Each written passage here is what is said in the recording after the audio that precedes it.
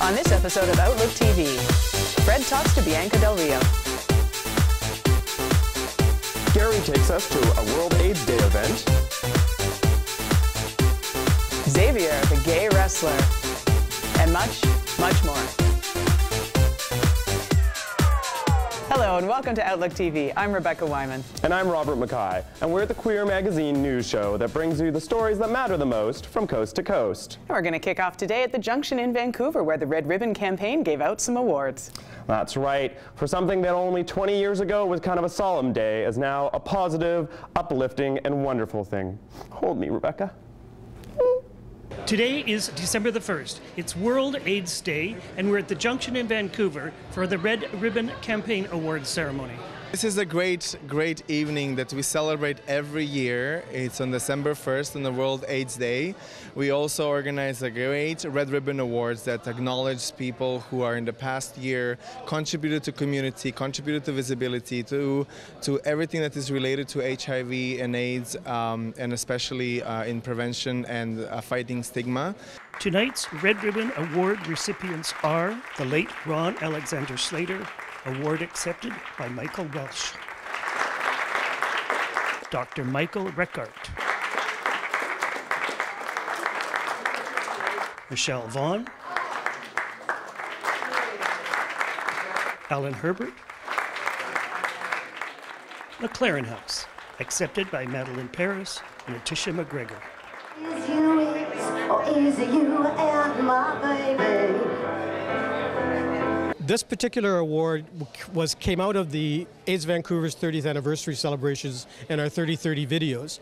We realized in doing those videos there were a huge number of heroes and people that made significant contributions to HIV here in Vancouver.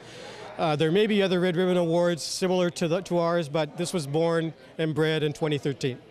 This is a special night indeed. It's World AIDS Day, so we are here to not only honor the people that have come and gone over the years, to honor the grief, the loss, but also the strength and resilience of people as they make their journey through this illness.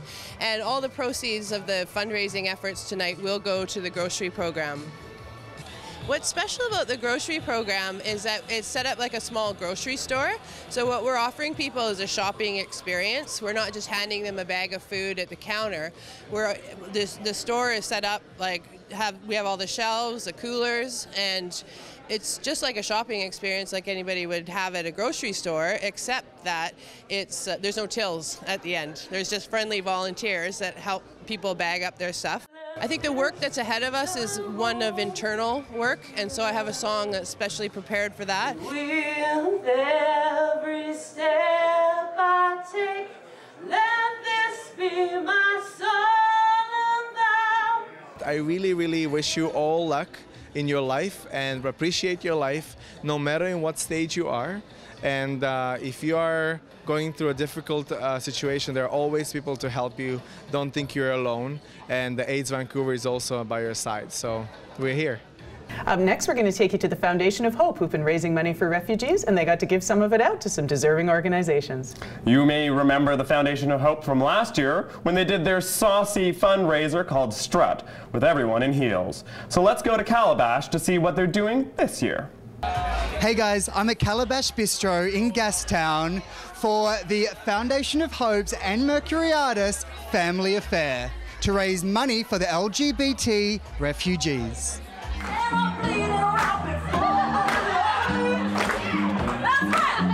It's been a year since we had a Christmas event, so we're excited about that.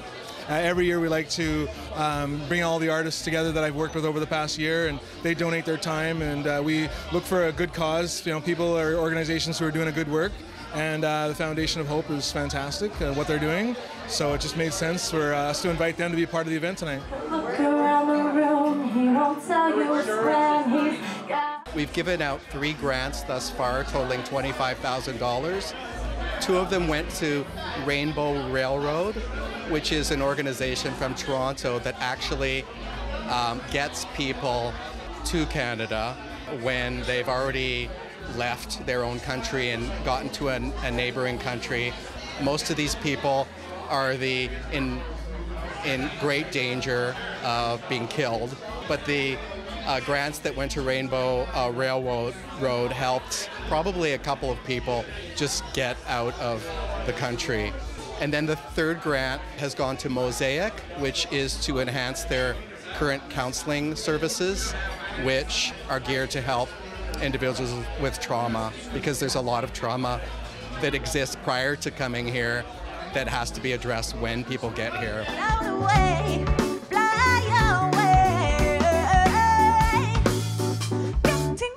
I identify as queer and a trans boyfriend who I'm moving in with down in LA. Sexuality for me, it's so fluid, and I just let myself be whoever I am day to day. And for me, a lot of it is about self-love and connecting with myself on a sexual and spiritual level, and seeing wherever that guides me. And it brought me to a partner who is absolutely incredible, and I'm very much in love with him. So it's, yeah, just taking it day by day, but it's beautiful.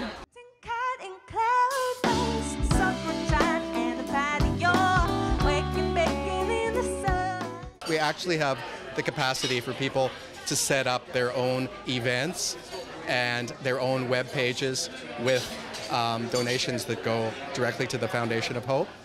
I'm Chad Matthew for Outlook TV. Hey Robert, what are you doing on February 20th? I'm going to be at the Commodore Ballroom for the Red event, where all of Vancouver's finest actors, fashion designers, dancers, models, they're all going to be gathered.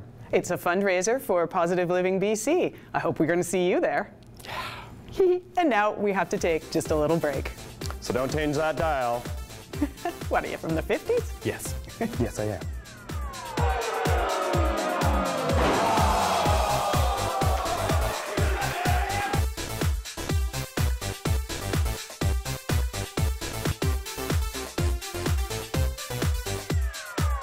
Welcome back. You're watching Outlook TV. Hey, Rebecca. Yes, Robert? What do you think about when I mentioned sweat, leather, masks, and a whole bunch of testosterone? Ooh, a dungeon. We're talking about Xavier, the gay wrestler who is being reported on by our own John Paul. Pro wrestling isn't the first sport that comes to mind when you think about gay sports. So tonight we're here to catch up with Xavier de Salaberry, who's the first openly gay wrestler in the ECCW tournament.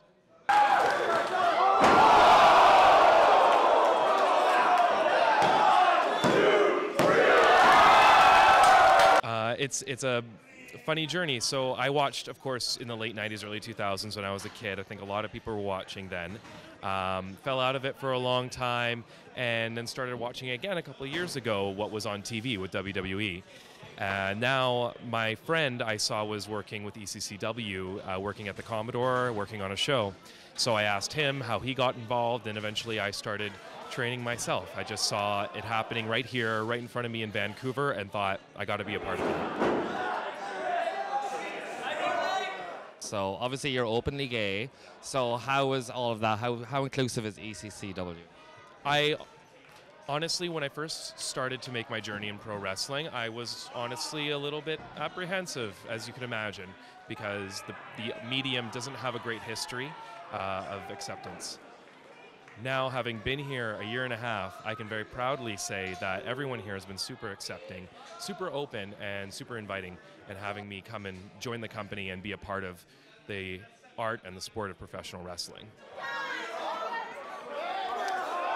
Well, I think that for the gay community, a lot of people's point of reference could possibly be drag, actually, which may not be the first thing that comes to mind when you think pro wrestling, but in the same way that drag tends to be exaggerated femininity, wrestling can be, and usually is, exaggerated masculinity. I just want to say, go out there, be who you want to be, and even if you think that something's not possible, if you put your mind to it, it totally is.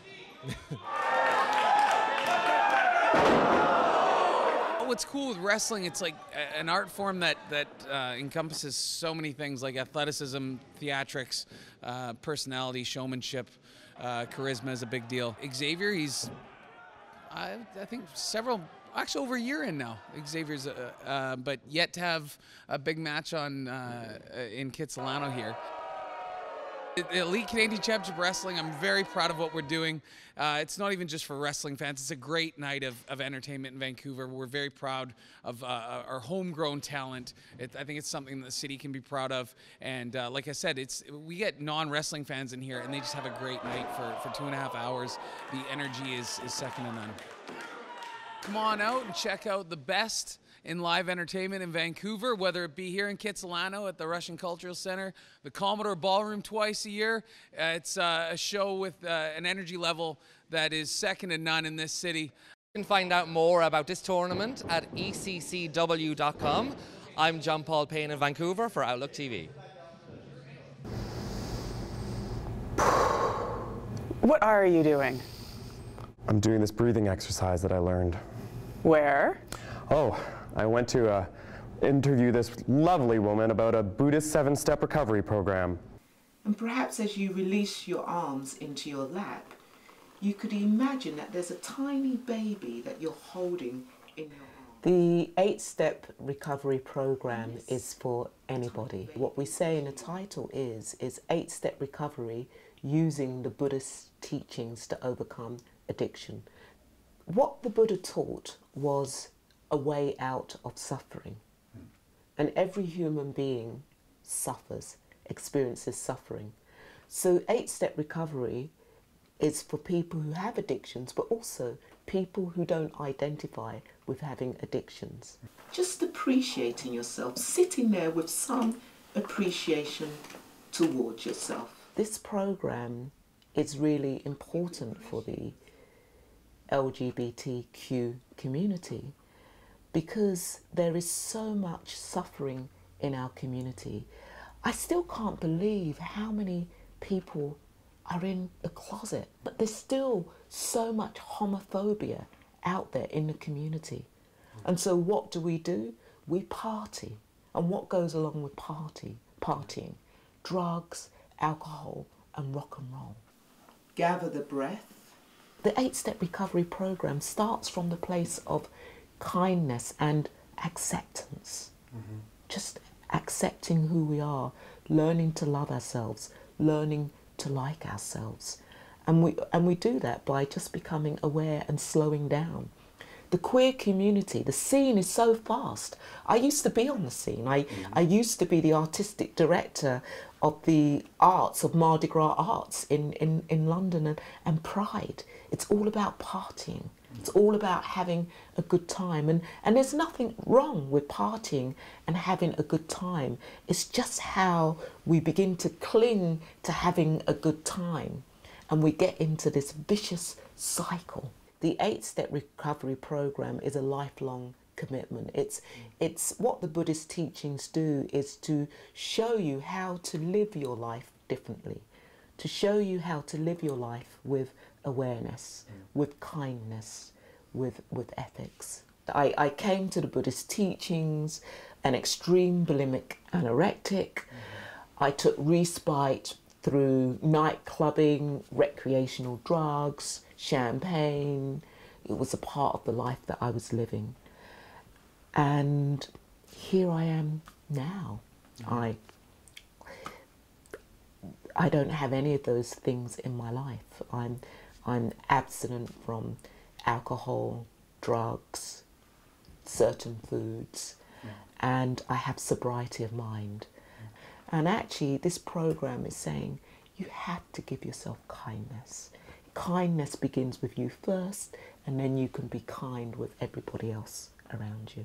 Up next, we've got the Daily Extra with Robin in Vancouver. Hi, I'm Robin Perel, and I'm the managing editor in Vancouver of dailyextra.com, Canada's gay and lesbian news source. Here are some of the stories that have been making headlines and waves in the last few weeks. The Odyssey nightclub is hoping for a fresh start in 2016 after plunging into a bit of notoriety in the last few weeks before Christmas. Owner-operator Bijan Ahmadian made headlines in late November when he sent private investigators to a rival queer club and then sent the report to media. Although the report was ostensibly about alleged overcrowding, it also contained video footage of queer people having consensual sex in a queer space. Community members were not amused. some felt betrayed by what they considered his invasion of a queer space. Some said they would never return to the Odyssey. Others asked him to resign from the city's LGBT advisory committee on which he still sits. It was a far cry from the enthusiasm that greeted the Odyssey's return just in time for Pride last year. The iconic club remains open Thursday to Saturdays in its new, beautifully renovated space on West Hastings Street in Vancouver. In other BC news, rainbow crosswalks are popping up all around the province, and particularly in smaller communities, and particularly up north. Prince Rupert, Terrace, and Smithers have all announced that they will install rainbow crosswalks in 2016.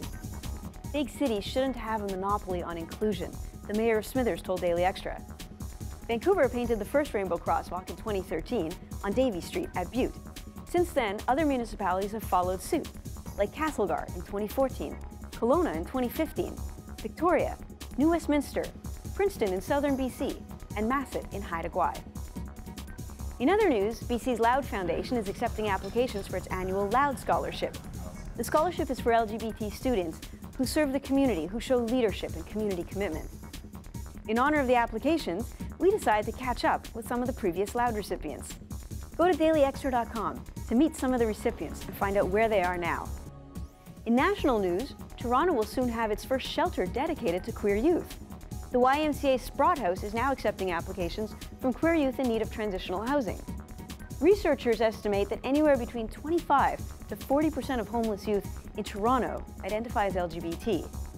The mayor, other politicians, and researchers gathered at the shelter to officially announce its reopening on January 14th. In post-election national news, our new Prime Minister, Justin Trudeau, has confirmed that he'll walk again in Toronto Pride this summer. That would make him the first Canadian sitting Prime Minister to walk in a Pride parade. Trudeau's new Justice Minister also confirmed to Daily Extra that she will be tackling several LGBT issues in her new portfolio, including a trans rights bill. But there's no timeline yet for when it will be introduced, and no word yet on how they'll get it through the Senate, which squashed the last attempt. To read our full interview with Justice Minister Jody Wilson-Raybould, go to dailyextra.com. In international news, Daily Extra took a hard look at a new book poised to teach lesbians all the wrong lessons about healthy sex and realistic relationships. The book, written by an LA therapist specialized in lesbians, is called Lesbian Love Addiction. But as our reviewer, Pega Wren, points out, there's no scientific proof of love or sex addiction. Look for Pega's review on dailyextra.com. It's called Lesbian Love Addiction and Why It Doesn't Exist. For more on this story and much more local, national, and international news, go to dailyextra.com. I'm Robin Perel for dailyextra.com and Outlook TV.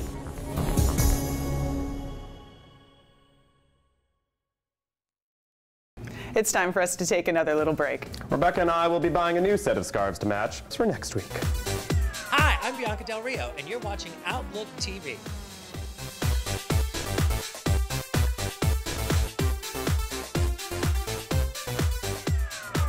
Welcome back. You're watching Outlook TV. You probably know Bruce LaBruce for his films. They definitely stand out. Stand out, they make me stand up. And did you know, Rebecca, he's also a DJ and will be performing at an art gallery in Toronto. Brandon's got the story. We're here in Toronto at the Super Wonder Gallery to check out this unique party of art and glitter with a special DJ tonight as well. So let's go check it out.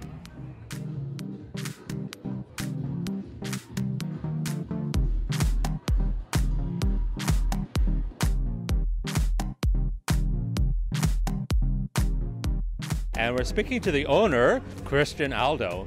So Christian, can you tell us a bit about the gallery? It's a it's the Super Wonder Gallery. It's my little it's my fun, it's my playground. So, and what kind of things go on here? I do giant themed gallery exhibitions, and I do fun, interesting parties, and also rent the space out for interesting events. And what is going on here tonight? Tonight is the Super Fag Glitter Party. It's a theme party with drag kings and drag queens, and of course Bruce LaBruce, the famous gay DJ. The famous gay filmmaker, is DJing tonight.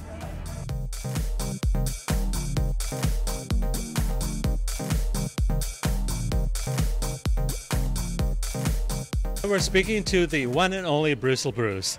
How are you, Bruce? I'm great. I'm having a ball. Awesome. So you're known as a filmmaker, but tonight you're acting as a DJ. So what made you get into this art form?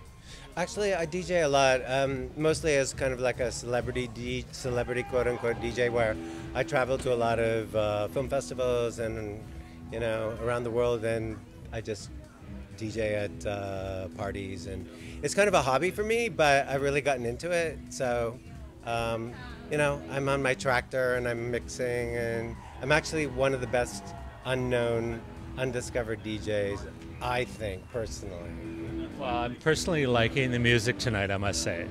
Yeah, but you don't even know how hardcore my mixes are. And I do it all by ear. I don't use like headphones. I just do it by instinct.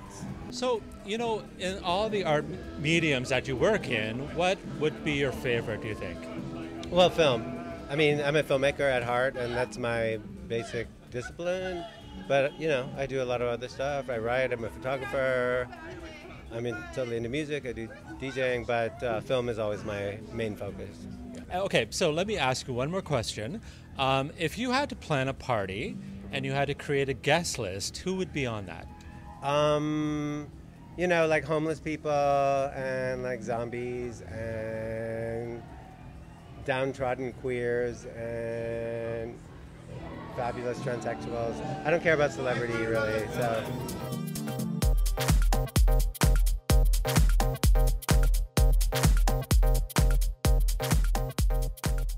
Up next, Fred talks to Bianca Del Rio. That's right, the season 6 winner of RuPaul's Drag Race is doing the Rolodex of hate. The Queen of Mean is ready to show you her stuff. Bianca Del Rio is just blown in town with her Rolodex of hate. She's a season 6 winner on RuPaul's Drag Race, and we're going to talk to her and find out what's this all about. What can the audience expect to see tonight? Well, I always say expect the unexpected. I've been fortunate enough to do the show since last November, so I've been traveling with it for quite some time, as in last year. So we've been everywhere, and I have a set structure of the show that I do, and then the beginning and the ending is kind of more freestyle, and that's when I do my favorite thing, which of course is dealing with the audience. It's a brilliant place to visit. It's one of the best places to visit, and I've had many white friends, not Melissa, but people like Melissa, who are like, oh, I don't like New Orleans. It's so trashy. It's so nasty. You've literally been all over the map with this show. Which was your least favorite place? Oh, wow. You know, really, the weird thing I always say, everybody's been accepting of it. And I don't know if it's the power of television, but they all seem to like it, which is, well, I'm not tooting my own horn, but I mean that, you know, in the end, I always say, you know, I have 3 drinks, they have 3 drinks, and everybody acts the same. Places that I thought they wouldn't understand me, figured it out, which was kind of cool. I have to find a meaning. I need a reason. I need something to do with my life. So I sat back and I took a moment and said, what do I want? I have to give my life to the Lord. And that's when I became an altar boy. Now, you have a Rolodex of hate on the other queens from season 6. Do you think they have a Rolodex on you? And what is it? Well, I could give No, I'm one of those people that, you know, I can dish it, but I can take it. And the girls that I talk about in this show, those specific girls are not all just from season 6, a lot of them are, but are friends of mine. So they actually get the joke. And so it's funny, a lot of people come up to me after and like, well, why didn't you mention her? Why didn't you mention this one? I'm like, well, I don't know her like that to take a joke. How many small kids went blind sewing the sequins on your outfits? None, because I don't know Angelina Jolie's family. I wish I did. I'm the one who's gone blind, which explains my makeup. So who's your bestie on RuPaul's Drag Race? My bestie, while it was happening or now? Both. Well, when it was happening, you know, I didn't trust any of those bitches.